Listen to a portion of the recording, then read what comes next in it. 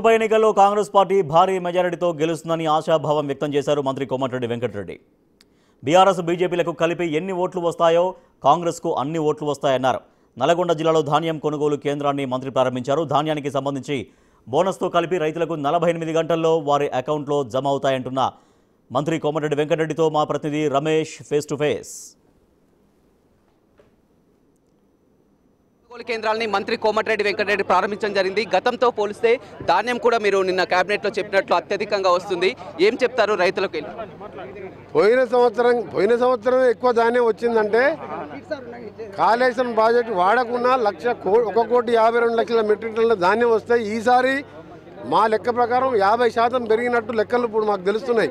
ఇవాళ మనం ఉన్న గ్రామంలో 34,552 ఇవాళ క్వింటాల ధాన్యం వచ్చినట్టు మాకు లెక్క ఇప్పటి అప్రాక్సిమేట్లీ. అంటే ఎంత ధాన్యం పెరిగింది. ఇవాళ వర్షాలు అధికంగా పడడం, సకాలంలో ప్రభుత్వం కూడా 24 గంటల కరెంట్ ఇవ్వడం, ఎక్కడికక్కడ కాలువలు కూడా నీళ్ళు అందియడం చివరి ఎకరా వరకు, అది మా ప్రభుత్వం సాధించిన ఘనత. అకౌంట్లు కూడా రేపటికెళ్ళి ధాన్యం తీసుకున్న 72 గంటలు మ్యాక్సిమంలో బోనస్తో కలిపేస్తున్నాం. ఈసారి నిన్న క్యాబినెట్లో ఆ నిర్ణయం తీసుకున్న రోడ్లకు కూడా మహర్దశ పట్టింది. రాష్ట్ర వ్యాప్తంగా కూడా ఇప్పటికే అదొక చరిత్ర. దేశంలో ఎక్కడ లేని విధంగా మా R&B డిపార్ట్మెంట్లో నిన్న మొదటి దశలో 11,400 దాదాపు 10,550 కోట్ల రూపాయలతోని హ్యామ్ పద్ధతిలో రోడ్లు డబుల్ రోడ్డు చేయడానికి మొన్న శాంక్షన్ చేసిన. నేను ఈ 20 మాసాలలో 6,000 కోట్లు శాంక్షన్ చేసిన. నిన్న ఒక 11,000 కోట్లు పంచాయతీరాజ్కి వెళ్ళి రేపు టెండర్ పిలుస్తున్నాం. ప్రతి పల్లెకు, ప్రతి గూడానికి, ప్రతి హ్యామ్లెట్ కూడా హ్యామ్ పద్ధతిలో టెండర్ పిలుస్తున్నాం.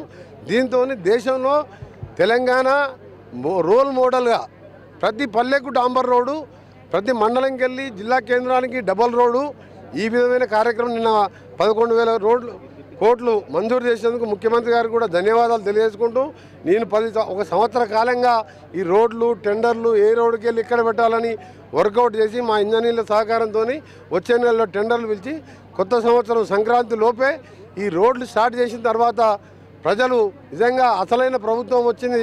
ఒకవైపు పేదలకు సన్నబియ్యం ఇవ్వడం, రేషన్ కార్డులు ఇవ్వడం, ఇందిరమ్మ ఇల్లు కట్టించడం, ప్రాజెక్టులు పాత ప్రాజెక్టులన్నీ కూడా ఇవ్వడం, ఇలా ఏఎంఆర్పి మెయిన్ కెనాల్కు 450 కోట్లతో లైనింగ్ చేయడం, ఇది మామూలు విషయాలు కాదు.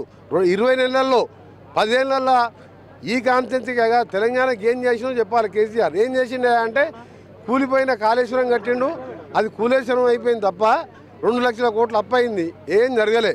కానీ 20 నెలల్లో ఇవాళ పేదోళ్ళు అడిగినా ఎట్లున్నదంటే ఇంతకుముందు దొడ్డు బియ్యం తీసుకొని డీలర్గా అమ్ముకునే వాళ్ళం, ఇవాళ సన్న బియ్యం వస్తే అందరం తెచ్చుకొని తింటున్నాం అని చెప్పి సంతోషంగా చెప్తున్నారు.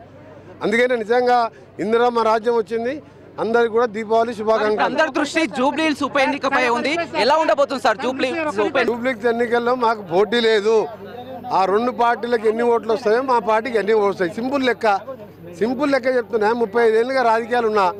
ఆ 2 పార్టీలకు ఎన్ని ఓట్లు వస్తాయో మా ఒక్క పార్టీకి ఎన్ని ఓట్లు వస్తాయి అంటే 60-70 వేల మెజార్టీతో గెలవబోతున్నాం. రైట్, చూడొచ్చు. మొత్తం మీద ఆ రైతులకు గతంలో కంటే ఎక్కువ సంఖ్యలో కూడా, పెద్ద సంఖ్యలో కూడా దిగుబడి వచ్చినటువంటి పరిస్థితి కనిపిస్తుంది. కొనుగోలు కేంద్రాలని ప్రారంభిస్తున్నాం. అదేవిధంగా బోనస్ను కూడా వెంటనే చెల్లిస్తామని చెప్పారు. అదేవిధంగా నిన్న క్యాబినెట్లో ప్రకటించినటువంటి ప్రకారం రోడ్లకు కూడా తెలంగాణ వ్యాప్తంగా కూడా మహర్దశ పట్టుకుంది. హ్యామ్ రోడ్లతో అంతా కూడా అభివృద్ధి జరుగుతుంది. అదేవిధంగా ప్రజలందరూ ఎదురు చూస్తున్నటువంటి జూబ్లీ హిల్స్ ఉప ఎన్నికల్లో కూడా కోమటిరెడ్డి వెంకటరెడ్డి కీలక వ్యాఖ్యలు చేయడం జరిగింది.